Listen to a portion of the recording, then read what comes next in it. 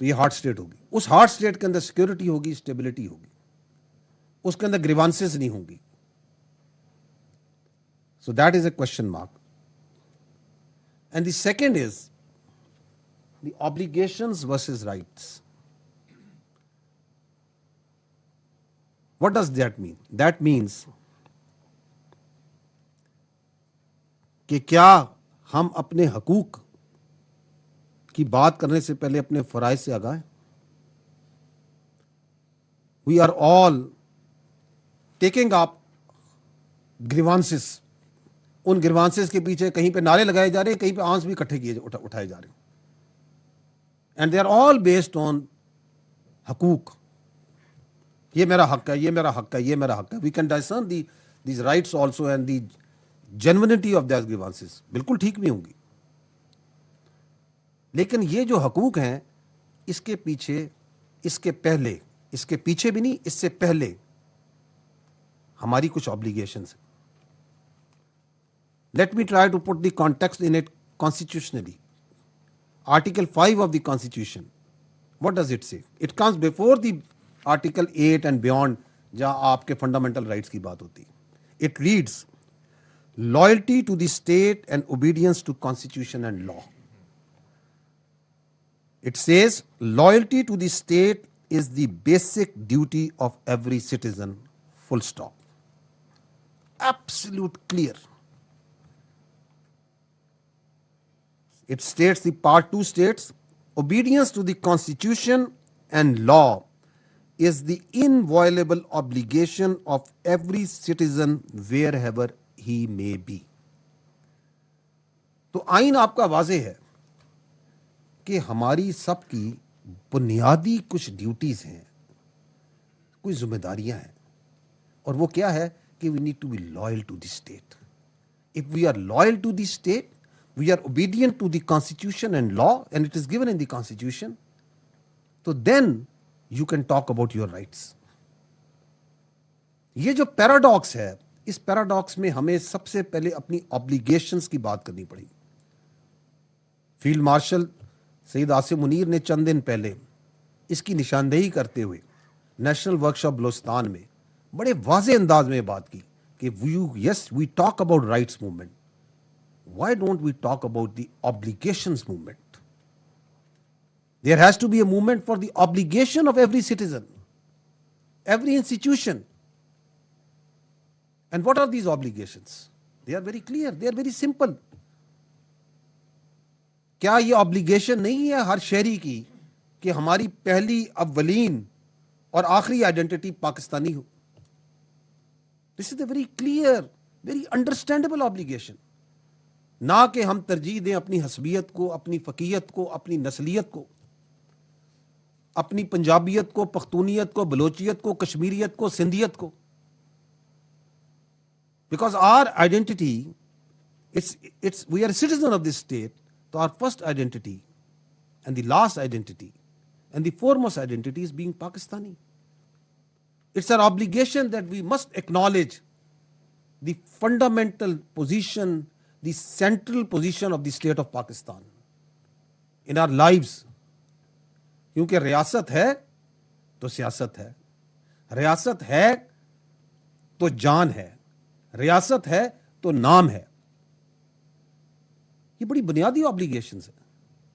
Are we really working towards that? Let's think about it, because जब हम issue की बात करते हैं तो आगे जो मैं बात करूंगा, these are the two fundamental things from which all this security, stability, terrorism, grievances, rights, everything in दोनों चीजों से जन्म लेती है। जी next, specific to Balochistan, the first thing that we have written is elitism and desire to maintain status quo. You might be thinking कि ISPR will come and say कि जी इतने थकाने हो गए हैं, क्योंकि आज हमने असल इशू तक पहुंचना है। ये है बुनियादी इशू बलूचिस्तान, क्योंकि ये वो कबीला है, ये वो हिस्सा है उस सोसाइटी का जो के ऊपर, जिसकी कोई अपनी समझता मेरी ऑब्लिगेशन नहीं समझता, सिर्फ मेरे rights. The elites, the sardars, part of them I'm not talking about all of them, who think कि ये जो स्टेटस को है दिस मस्ट बी मेंटेन्ड, वो स्टेटस को जो 1947 और उससे पहले से भी चला आ रहा है। और वो स्टेटस को क्या है? वो स्टेटस को ये है कि गरीब का बच्चा, नॉर्मल सिटीजन, पढ़े ना, तरक्की ना करे, वो इंजीनियर ना बने, डॉक्टर ना बने, फौज में ना जाए, इकोनॉमिस्ट ना बने, एग्रीकल्चरिस्ट ना बने, कारोबार ना करे, कुछ ना करे। क्यों? वो मेरा गुलाम रहे, वो मेरी जमियादों का ड्राइवर चले, वो मेरी मलेशिया में क्लशन को उठाए, वो मेरा गार्ड बन के आगे पीछे फिरे, क्योंकि मैं ख्वास हूं। I only have rights, I don't have any obligations. So they are the prime movers of this terrorism, because they are afraid. They are afraid that the times are changing.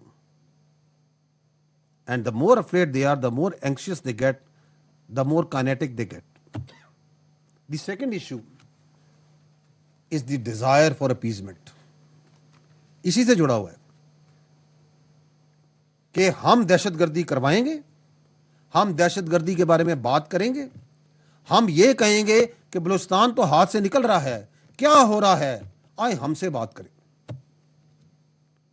Talk with us, हमें appease करें जिस तरह आप पहले करते आ रहे थे। No more, we don't want to talk to you, we'll talk with the actual stakeholder, which are the people of Balochistan. You are not the actual stakeholder. You are only stakeholder in your own personal and in your own family's fortune, not in the people of Balochistan. ये उन्हें problem है कि हमें क्यों नहीं appease किया जा रहा, हमारे आके पैरों का हाथ क्यों नहीं लगाया जा रहा, हमसे बात करें। क्योंकि उन्हें तो ये आदत है कि ये लेवीज की जो फोर्स है ये मेरी सरदारी, मेरी जाती फोर्स है। Because what I am saying, what we are telling you is actually they have been manifesting that on ground. कि इसमें मेरा हिस्सा है, 1000 बंदा मेरा, 500 बंदा मेरा, 400 बंदा मेरा, आधे बंदों की तनख्वाह मेरे पास, बाकी जो 200, 400, 500 है वो मेरी और मेरे खानदान की हिफाजत के लिए गार्ड ड्यूटी करेगा। So once you start turning that Balochistan levies into police force, so they have a problem.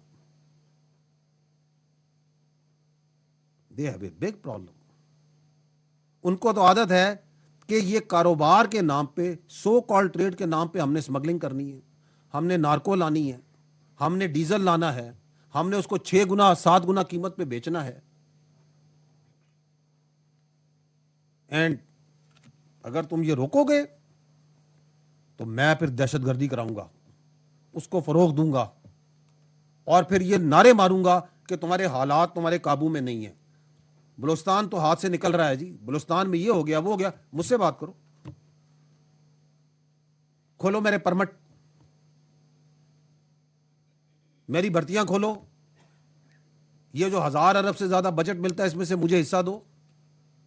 No more, you are not the stakeholder, the money will go to the people of Balochistan. And I'll tell you, we'll talk about in detail. The third issue is the external power play. Now there the elitists and the Sardar